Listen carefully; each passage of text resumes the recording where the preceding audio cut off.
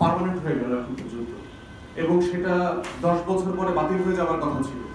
কিন্তু আমরা দেখলাম যে হাসিনা এবং তার যে গোলামরা আছে, এই যে কুইক রেন্টাল দালাল যে জনগোষ্ঠী আছে, তারা নতুন করে এটাকে আইন এক্সটেন্ড করে পার্লামেন্টে অবৈধ সংসদে এটাকে আবার দীর্ঘমেয়াদে এক্সটেন্ড করে দিয়েছে, চুক্তি সম্প্রসারণ করে দিয়েছে। তো সেই প্রেক্ষাপটে নতুন গণঅভ্যুত্থান পরবর্তী যে সরকার দায়িত্ব নিয়েছে, তারা আসবার পরে আমরা দেখলাম যে যে চুক্তিগুলো হয়েছে, কুইক রেন্টালের যে চুক্তিগুলো ছিল, সেগুলোকে রিভিউ করবার জন্য একটা কমিটি তারা করেছে। আর দ্বিতীয় আরেকটা কাজ যেটা করেছে, সেটা নিয়ে হচ্ছে আজকে আমাদের আলোচনা।